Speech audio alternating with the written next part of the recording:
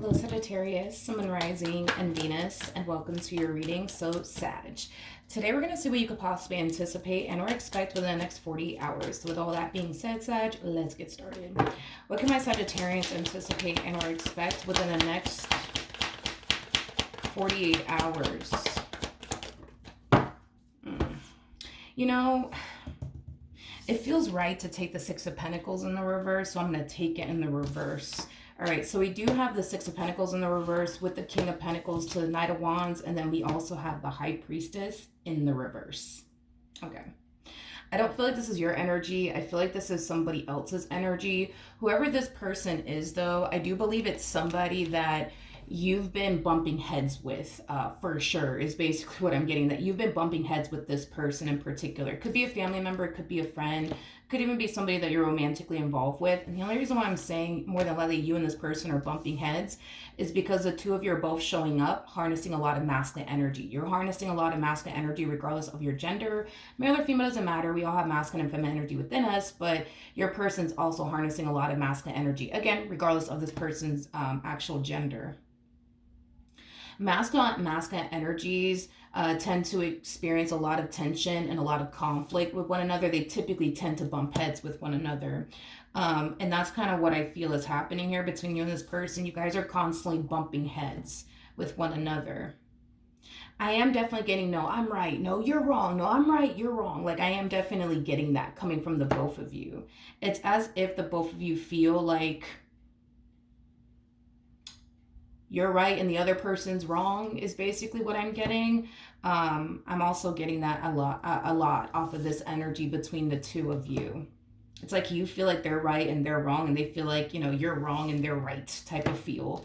Okay, so in regards to what you could possibly anticipate and or expect within the next 48 hours, because you and this person are 9 times out of 10 bumping heads, I do see you kind of falling into this energy of choosing to not give in to them, and whatever's going on between the two of you. So, for example, instead of you bickering back and forth with this person, you're just choosing to remain quiet.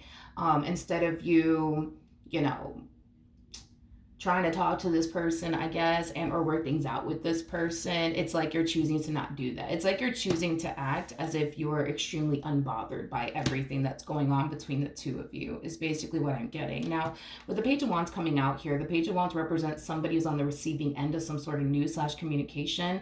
I do see this person gravitating towards you very, very soon.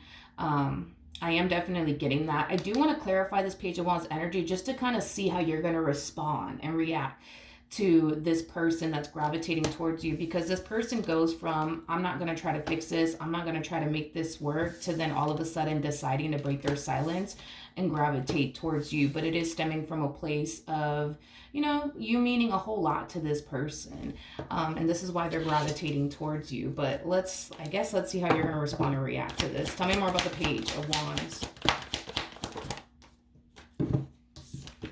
We have the Ace of Wands, we have the Seven of Swords, and then we also have the Lovers out here. Okay.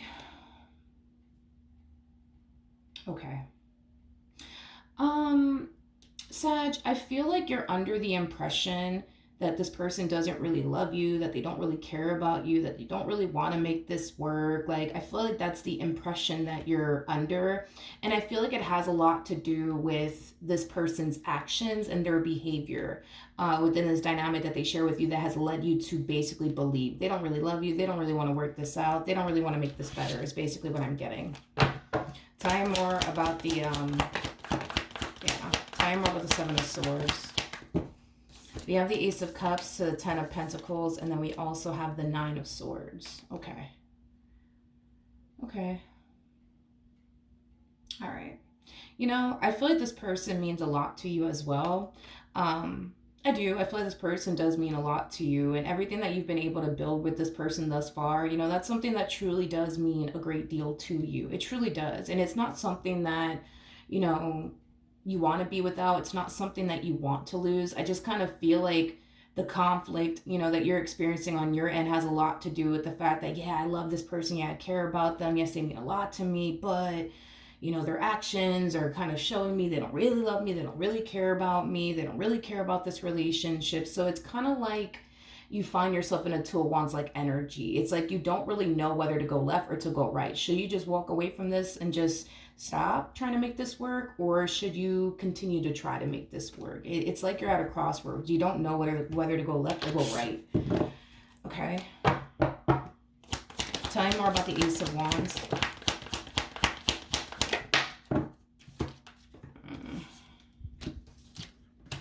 Okay, so we have the Fool, we have the Knight of Cups, we also have the Star to the Five of Swords. Okay. I feel, okay, that makes sense. It makes sense. I feel like you've already communicated to this person what you want, and what you're expecting, from them and your relationship with them. And with the Five of Swords coming out here, that's kind of telling me that, you'll sit there and express to this person what you want and what you are anticipating and expecting from them and out of this relationship. And then it's like you guys fall into this like agreement with one another. Like, yeah, that's what I want too. And then boom, they turn around and do something on their end that causes you to like really question, like, man, like, are we really on the same page? Do they really want to make this better? Do they really want to make this work? Because if so, why are they doing this? Why are they doing that? For some of you, you could be married to this person or commit a relationship with them. And the only reason why I say that is because we do have the High Priestess to the Hierophant out here. Let's look at the Six of Pentacles. Tell me more about the Six of Pentacles. We have the Page of Pentacles. We got the Sun. And then we also have the Death card. Okay. All right. As far as like, how do I say this? As far as like them not putting forth the effort to try to fix and or repair this is concerned, because I am definitely getting that they fell into that energy of, you know what, I'm not even going to bother with this. I'm not going to try to fix or repair this. Like, it has that type of feel to it. I feel like this person, I feel like this person started falling, I would say, into like their ego and their pride is like the best way that I can describe it as I'm seeing her. And that happens. I think that we all kind of struggle with that, but I do feel like this is when they decided to fall into their ego and their pride. You know what? I'm not going to fix this. You know what? I'm not going to talk to them. You know what? I'm not going to repair this. You know what? Screw them. I'm better off without them anyways. But I feel like as time goes by and reality starting to kind of sink in, that's when we kind of see them experiencing like all of a sudden change of hearts. Like they go from, you know what, screw Sagittarius, I don't even need them, to like, you know what, on second thought, let me try to go fix things with them. Let's look at the Knight of Wands. We have the Three of Swords, so a Judgment card, and then we also have the Ten of Wands. Yeah, this is reality starting to kind of sink in on their behalf. I think that they're coming down to this conclusion that they don't actually want this relationship to come to an end. They don't actually want the two of you to part ways. And this person kind of knows the more they sit in this energy of, I'm not going to try to fix this. I'm not going to try to repair this. Screw Sagittarius. The likelihood of them never seeing you again is very possible to basically happen. And they know that. That's kind of besides the point. They definitely know that. You are definitely not somebody that they basically want to lose, moral of the story. So I do see them gravitating towards you, Sagittarius, and it kind of looks like you're going to have to make a really big decision. You're either going to try to make this work or you're not. Of course, the decision is entirely up to you on whether or not this is something that you do want to continue to be a part of or not. But let's pull some advice since you're at a crossroads. What advice can you give me for Sagittarius in regards to the situation they're currently in? Okay. We got the Two of Wands. We got the Justice card. We also have the Six of Cups. And then we also have the Nine of Pentacles. At the bottom of the deck, we do have the Queen of Wands. And then we also have the Temperance card. As far as like the overall advice is concerned, if you were, for example, to rekindle things with this person, if you were to come back together with this person, I do see things starting to finally balance itself out in this entire situation. I am definitely getting that. I do see things improving, especially with Temperance coming out here. Temperance trumps the devil every single time. So that's kind of telling me whatever issues you're currently facing with this particular person, it's something that's going to get resolved and it's something that's going to improve is basically what I'm getting. So this is, if you do decide to go back to them, this is what you could roughly anticipate and or expect as far as the issue at hand getting resolved and things, improving between the two of you. Sagittarius, another thing that I want to kind of mention to you,